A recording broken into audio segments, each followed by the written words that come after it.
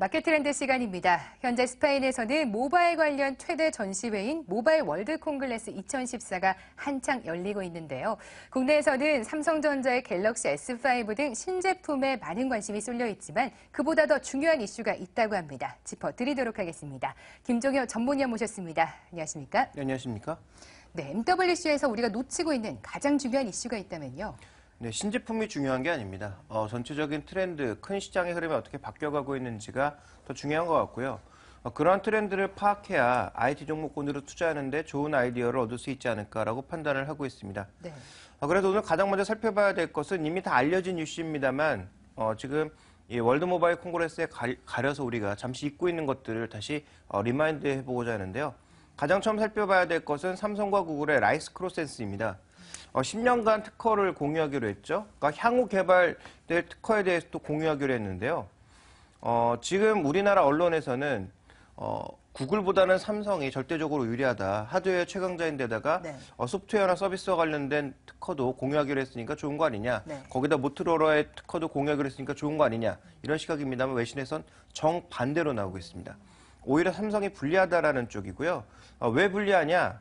삼성이 오히려 점점 더 구글에 종속당할 것이다라는 그런 분석이 많이 나오고 있고 네. 삼성이 가지고 있던 하드웨어 이 라이스 크로센스를 애플과는 치열한 경쟁을 통해서 지금 법률 공방을 벌이고 있지만 뭐 그런 것을 벌이지 않는다는 관점에서 좋은 부분도 있는데 반대로 구글이 하드웨어 관련된 사용권을 모두 사용할 수 있다는 것은 삼성전자 역으로 피해가 갈 수도 있다. 이런 부분을 지적을 하고 있고요. 네. 두 번째로 살펴봐야 될 것은 구글이 레노버를 매각을 했죠. 구글이 이제 모토로라를 레노버에 매각을 했는데 이 모토로라를 판 것이 실제로 껍질만 판 거다. 그래서 12조 원에 사서 3조 원에 팔았기 때문에 엄청나게 손해본 게 아니냐 했더니 실제로 알고 봤더니 네. 모토로라의 특허권 그대로 다 가지고 있었죠. 그리고 제가 지난 겨울에 한번 소개시켜드렸던 네. 아라라고 하는 프로젝트는 팔지 않았습니다. 모듈형, 조립형이었죠? 예, 그렇습니다. 그 아라 프로젝트는 여전히 가지고 있는 상황이기 때문에 네. 구글이 여전히 하드웨어를 가지고 뭔가를 하고 있다는 거죠. 그래서 모토로라를 가지고 모토X라든지 기존의 넥서스 시리즈라든지 네. 하드웨어를 관련한 여러 가지 시도가 있었습니다만 결과론적으로는 다 실패했거든요. 그렇다면 마지막으로 밀고 있는 구글의 이 프로젝트는 어떻게 갈 건가 중요하게 이제 살펴봐야 될 것 같고요. 마지막으로 살펴봐야 되는 이슈는 구글이 대부분의 수익을 아직도 광고 쪽에서 벌고 있지만 구글이 첨단 산업을 중심으로 해서 프로젝트를 진행하고 있는 게 있습니다.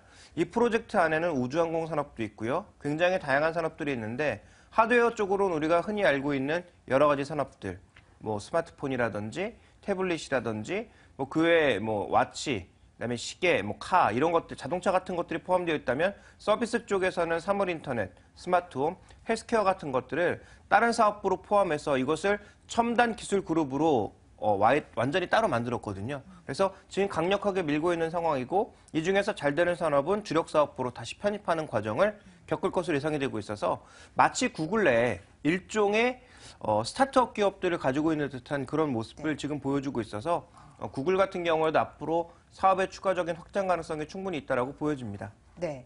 구글이 모토로라를 12조에 사서 3조에 파는 동안 아라 프로젝트를 끝까지 붙잡고 있었다. 그렇다면은 그만큼 구글이 주력 사업으로 앞으로 평가하고 있다는 얘기인가요? 네, 그렇게 될 가능성이 충분하다라는 거죠. 물론 아직까지 그렇게 될지는 좀 더 지켜봐야 되겠지만 이 아라 프로젝트는 구글의 네. 전반적인 기업과 정신과 아주 맥락이 닿아 있다고 봐야 될 것 같습니다. 구글이 뭡니까? 기본적으로 소비자에게는 공짜로 정보를 제공하고 기업들이나 거기에서 돈을 버는 광고를 하는 사람들에게 돈을 받겠다라는 것이 기본적인 아이디어죠. 그렇다면 구글의 서비스를 더 넓게 퍼뜨리기 위해서는 단말기 가격을 아주 싸게 팔아야 되는데 그러한 정책이 지금 여러 가지 뭐 넥서스 시리즈라든지 모토X 시리즈라든지 시도해봤지만 모두 실패했습니다. 그러니까 구글이 원래 추구하고자 하는 그런 정책은 싸게 구글의 서비스를 많이 제공하는 것인데 그런 것들은 모두 실패했지만 이번에 하는 프로젝트는 조금 달라 보이는데요. 지난번에 한번 설명드렸지만 아라 프로젝트가 뭐냐 하면 모든 부품을 모듈화해서 마치 우리가 용산에서 컴퓨터를 조립하는 것처럼 실제로 조립과 분해가 가능하고 실제로 업그레이드 스스로 가능한 그런 제품 만들겠다라는 거죠. 우리가 이제 컴퓨터 같은 경우에도 보시면 지금 최근에 이제 워낙 가격이 많이 낮아져서 그냥 브랜드 제품들을 사는 경우가 많아졌습니다만 불과 한 4, 5년 전만 하더라도 부품 사다가 자기가 끼워 넣는 경우가 많았거든요. 그래서 업그레이드를 하게 되면 마더보드를 스스로 교체한다든지 마더보드 위에 들어가는 부품들 같은 경우 새로 사다 끼는 경우가 많았는데 이 보시는 그림처럼 이 각각의 제품들을 모두 모듈화 한다라는 거죠. 그래서 부품을 만들게 되면 현재는 이거 프로토 방식이기 때문에 실제로 이렇게 나오는 건 아닙니다. 뭐 이런 방식으로 나오면 누가 사겠습니까? 어쨌든 프로토 방식으로 일종의 시범 케이스로 만들어 본 건데요. 이런 형태의 제품이 나온다라는 것이고요. 최근에 이제 나오고 있는 여러 가지 기술 중에 하나가 3D 프린터를 이용해서 이러한 모듈들을 빠르고 대량으로 만들어낼 수 있는 기술들이 발달하고 있는데 보시고 있는 이 제품은 뭐냐면요. 네. 마이크로 배터리입니다. 눈에 보이지도 않을 정도의 아주 작은 그런 배터리가 만들어질 것으로 예상되고 있는데 이런 배터리가 나중에 나오게 된다면 어떤 식으로 할 수 있느냐. 우리가 지금 쓰고 있는 여러 가지 리소스들을 모두 클라우드에 올려놓고 실제로 이제 휴대폰은 뭐만 남게 되냐면 디스플레이와 배터리만 남게 되는 거죠. 그리고 나머지 자원들은 모두 클라우드에서 끌어다 쓰는 거죠. 그래서 그런 과정으로 가게 된다면 이런 기술로 갔을 때 이제 휴대폰 가격은 $10 미만으로 갈 수가 있는 거죠. 10,000원 미만 혹은 뭐 10만 원, $100죠. 네. 10만 원 미만 정도로 갈 수가 있는 거죠. 그래서 그런 과정을 가게 된다면 아무래도 구글의 아라 프로젝트가 성공할 가능성이 좀 더 높아진다라고 봐야 될 것 같고요. 네. 아라 프로젝트의 또 하나의 특성은 뭐냐면 준비된 그림을 보시면 이렇게 기본적인 그 플랫폼은 각각의 모듈이 모두 들어가는 것이지만 내가 클라우드를 중요시한다. 내가 카메라를 중요시한다. 나는 음악을 중요시한다. 소리 같은 것들을 중요시한다라면 그에 걸맞는 제품들을 자기만의 제품으로 만들어낼 수 있다라는 거죠. 그것도 가격이 뭐 예를 들어서 한 20만 원 이하의 정도의 가격으로 만들 수가 있다라는 겁니다. 그렇다면 모든 소비자들이 이 제품을 사진 않겠지만 네. 충분히 가격적인 메리트라든지 자기만의 제품을 만들고 싶어하는 사람들에게는 메리트가 있을 가능성이 굉장히 높기 때문에 이와 관련된 부분에 있어서 향후 이 프로젝트의 향방에 대해서는 우리가 굉장히 주목해 볼 필요가 있지 않나라고 판단하고 있습니다. 실제로 관련된 기업들의 주가 흐름이 굉장히 나쁘지 않은데요. 이제 구글이 3D 시스템즈와 관련된 기술 특허라든지 이런 것들에 연관을 맺고 있거든요. 네. 최근에 3D 시스템즈의 전반적인 장기적인 주가 흐름은 여전히 상승세입니다. 굉장히 뭐 고평가 논란도 있지만 준비된 그림에서 보시는 것처럼 장기적인 상승세가 여전히 좀 이어지고 있는 그런 국면이고요. 그다음 구글 같은 경우에도 지금 상승의 속도는 조금 느립니다만 꾸준하게 매주 계속 올라가고 있습니다. 그래서 구글 같은 경우에도 $1,000 돌파 이후에도 추가적인 상승세를 보여주면서 어느새 $1,200까지 올라오면서 최근 구글의 전반적인 흐름이 나스닥을 받치고 있다라고 해도 과언이 아닐 정도로 견조한 모습을 나타내고 있다라는 점. 그래서 전체적으로 지금 구글의 아라 프로젝트는 우리가 무시하면 향후 글로벌 하드웨어 업체들, 하드웨어만 하고 있는 업체들은 큰 코 다칠 수 있다는 점을 주목해 볼 필요가 있을 것 같습니다. 네, 구글의 아라 프로젝트가 그렇게 잘 나갈 수가 있다면 국내 업체들로서는 아무래도 좀 경쟁이 많이 좀 우려가 될 것 같습니다. 특히나 좀 삼성이 구글에 종속되지 않을까 최근에 구글과 삼성의 크로스 라이센스를 체결하면서 그런 우려감도 나오고 있는데 삼성도 이 점이 좀 신경 쓰이나 봅니다. 아무래도 이번에 구글을 벗어나서 타이젠 쪽을 강화하겠다 이런 이야기 많이 나오더라고요.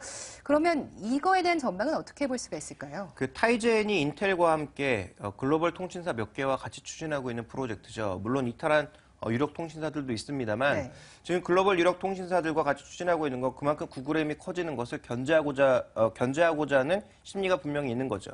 그래서 이번에 나온 제품들 실제로 월드 모바일 콩그레스에서 보시는 그림처럼 타이젠 폰 그리고 이제는 삼성 갤럭시 기어가 아니라 타이젠을 기반으로 움직이기 때문에 갤럭시 기어가 아닌 삼성 기어 네오라는 이름으로 나왔습니다. 즉 안드로이드를 떼어버리겠다는 얘기거든요.